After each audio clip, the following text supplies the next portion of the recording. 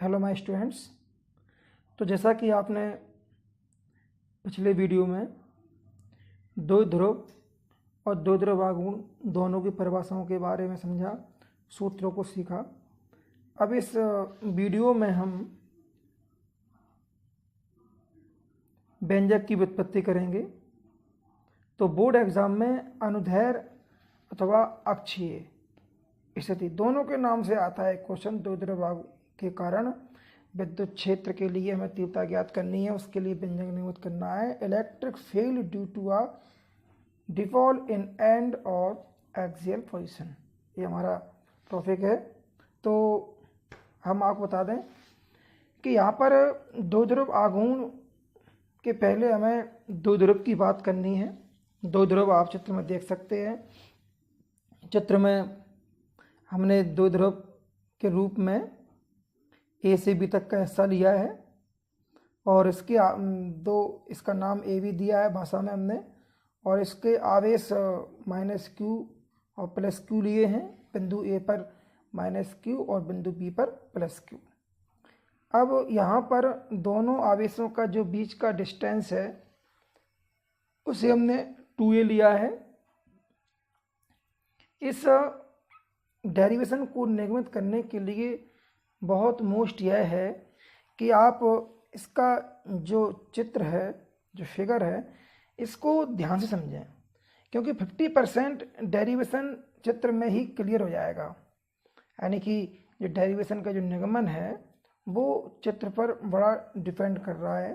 तो यहाँ हम देख सकते हैं कि दो ध्रुव के बाद हमने दो ध्रुव के मध्य बिंदु O से और P तक की जो दूरी है उसे स्मॉल r माना है, और आगे जो अक्ष हमने बढ़ाया है बिंदु B के बाद राइट हैंड की ओर, तो वहाँ पर हमने बिंदु P लिया है। बिंदु P पर हमने एक परीक्षण आवेश Q0 प्लस Q0 लिया है, जो कि धनात्मक परीक्षण आवेश है। और यहाँ पर आप देख रहे होंगे कि E1 E2 क्या है। ये जो E1 है और E2 है ये तीव्रता है। अब तीव्रताएं दो कैसी हैं? दो ऐसी हैं कि आप देख सकते हैं हमारे पास दो आवेश हैं, बिंदु ए पर माइनस क्यू, बिंदु बी पर प्लस क्यू। तो जो हमारा परीक्षण आवेश Q0 है वो धनात्मक है और बी पर भी धनात्मक है, इसलिए बिंदु P के आवेश को करेगा प्रतिकर्षित, तो उससे तीव्रता E1 दूर की ओर होगी। आप देख सकते हैं उसका डायरेक्शन राइट हैंड की ओर है। अब इसी की बात हम करें Q0 की बिंदु ए के माइनस क्यू आवेश से, तो वो होंगे आकर्षित आपस में। इसलिए आप देख सकते हैं कि E2 आकर्षित हो रही है तो वो लेफ्ट की ओर होगी। इस तरह से यहाँ से डायरेक्शन भी क्लियर हो रहा है। अब हम यहाँ पर आगे के डायरेक्शन के लिए हम एक क्लियर कर लें दूरियाँ। तो B से P तक की दूरी क्या होगी? R माइनस ए, और P से A तक की दूरी क्या होगी? R प्लस ए। यहाँ पर हमें गणना करते समय जो मान है उन मानों का विशेष ध्यान रखना है, डायरेक्शन भी ध्यान करना है। और उसके अलावा अगर हम तीव्रताओं की बात करें तो सबसे पहले हम तीव्रता निकालेंगे प्लस क्यू आवेश के कारण बिंदु P पर जो तीव्रता है वो आपको क्या दिख रही है? E1 दिख रही है। और उसके बाद जो तीव्रता निकलेगी वो बिंदु A के आवेश माइनस Q के कारण तीव्रता P पर क्या निकलेगी? E2। तो यहाँ पर एक सूत्र के लिए आपको अध्ययन करना होगा। सूत्र होता है विद्युत क्षेत्र की तीव्रता के लिए E बराबर लिखा है बगल से 1/4 पाई एप्सिलॉन 0 K Q/r²। तो यहाँ E का E1 हो जाएगा 1/4 पाई एप्सिलॉन 0 सेम रहेगा, Q आवेश वही रहेगा, BP एक दूरी है तो R की जगह BP आ जाएगी, स्क्वायर का स्क्वायर लग जाएगा।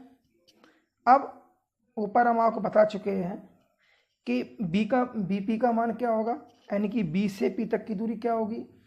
R प्लस है। इसको आप चित्र में देख चुके हैं, आर प्लस ए। तो बी पी की वैल्यू हम आर प्लस ए रख देंगे, तो हमारा जो व्यंजक है वो क्या बन जाएगा, E1 इक्वल 1/4πε0 के Q upon are plus A का होल स्क्वायर। ठीक है।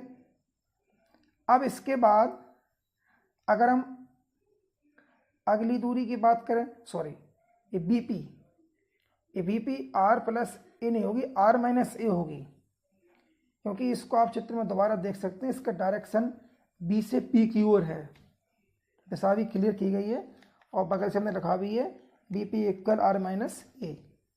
और जो पी से ए तक की दूरी होगी वो होगी आर प्लस ए। तो यहाँ पर दोबारा देख सकते हैं आप, देखिए बी से पी तक की दूरी क्या हो रही है, आर पूरी है ओ से पी तक की, तो हम आर में से ए माइनस कर देंगे तो क्या बचेगा, आर माइनस ए, वो दूरी क्या हो जाएगी, बी पी। अब माइनस क्यू आवेश के कारण बिंदु बी पर पी पर विद्युत क्षेत्र की तीव्रता की बात करते हैं। माइनस क्यू आवेश कहाँ है, बिंदु ए पर, और हम तीव्रता कहाँ निकाल रहे हैं इसके सापेक्ष, बिंदु पी पर, तो वो E2 है। तो E2 बराबर देखिए आप, देखिए E2 है ना, दिख रहा है आपको, ये E2 कहाँ निकल रही है, माइनस क्यू के सापेक्ष, और डायरेक्शन कहाँ है इसका, P से A की ओर। तो ये ध्यान देना बहुत जरूरी है आपके लिए, P से डायरेक्शन रहेगा A की ओर, क्योंकि आगे आपको लिखना पड़ेगा। ये देखो ये लिखा है दिशा P A वेक्टर में, लिखा बगल से, ये दिशा लिखना बहुत जरूरी है। तो यहाँ पर दोबारा हम दूरी रहेगी P से A, तो P से A दूरी क्या रहेगी, यानी कि AP दूरी क्या रहेगी, R प्लस ए का होल स्क्वायर, शुद्ध वही रहेगा। E2 इक्वल क्या हो जाएगा, 1/4πε0 और Q upon AP square, AP का मान रख देंगे R प्लस ए का होल स्क्वायर, और जाके कुमला के यहाँ से हमको E1 E2 का मान प्राप्त हो जाएगा। चूँकि विद्युत क्षेत्र E वेक्टर व E2 वेक्टर एक ही रेखा के अंदर परस्पर विपरीत दिशा में है, यहाँ ई वेक्टर लिख दिया हमने, E1 वेक्टर है वो, तो E1 और E2 एक ही दिशा, मतलब एक ही परिमाण के हैं, लेकिन डायरेक्शन उनका अलग अलग है। तो यहाँ पर अगर हम तुलनात्मक रूप से देखें तो E1 की जो वैल्यू है वो E2 से अधिक होगी। क्यों होगी, क्योंकि आप चित्र में देख सकते हैं परीक्षण आवेश P के पास में B है, और B के कारण P पे क्या निकल रही है, E1 निकल रही है, तो E1 की वैल्यू अधिक होगी। अब देखिए आप, P के सापेक्ष A दूर है और A के सापेक्ष P पर क्या निकल रहा है, तीव्रता क्या निकल रही है, E2 निकल रही है, तो ये दूर है, इसलिए तीव्रता का मान कम हो जाएगा। कॉन्टैक्ट जब डिस्टेंस बढ़ जाएगी कॉन्टैक्ट की, तो परिमाण की तीव्रता का मान कम हो जाएगा, ये है इसका कारण। तो हम परिणामी तीव्रता निकाल रहे हैं यहाँ, तो E वेक्टर इक्वल क्या हो जाएगा, E1 vector minus E2 vector. तो यहाँ ये जो डंडे दिख रहा है खड़े खड़े आपको, मैं से देखा होगा आपने, मॉड के चिन्ह होते हैं, तो जब मॉड हटेगा तो वेक्टर हट जाएगा। इस तरह से E बराबर E1 माइनस E2 जाएगा। यहाँ E1 E2 की वैल्यू पुटअप कर देंगे, पहले से निकाल चुके हैं। E1 की वैल्यू होती है 1/4πε0 के Q upon R minus A का होल स्क्वायर, माइनस E2 की वैल्यू क्या है अपनी, 1/4πε0 के into Q upon R plus A का होल स्क्वायर। अब यहाँ पर हमको दिख रहा है कि Q अपॉन 4πε0 के कॉमन हो रहा है यहाँ पे, तो कॉमन कर लेंगे उसको, और अंदर बचेगा 1/R माइनस ए का whole square minus 1/R plus A का होल स्क्वायर। इसको सॉल्व करेंगे, इसका एलसीएम लेंगे, और एलसीएम लेने के बाद आप देख रहे होंगे कि यहाँ पर Q अपॉन 4πε0 के इक्वल क्या बचेगा, R स्क्वायर और ए स्क्वायर कट जाएंगे, R स्क्वायर ए स्क्वायर से माइनस के, क्योंकि यहाँ पर सूत्र लगा देंगे हम A प्लस बी का होल स्क्वायर और A माइनस बी का होल स्क्वायर। इस तरह से क्या बचेगा, E बराबर Q अपॉन 4πε0 के 4RA upon R square minus A square.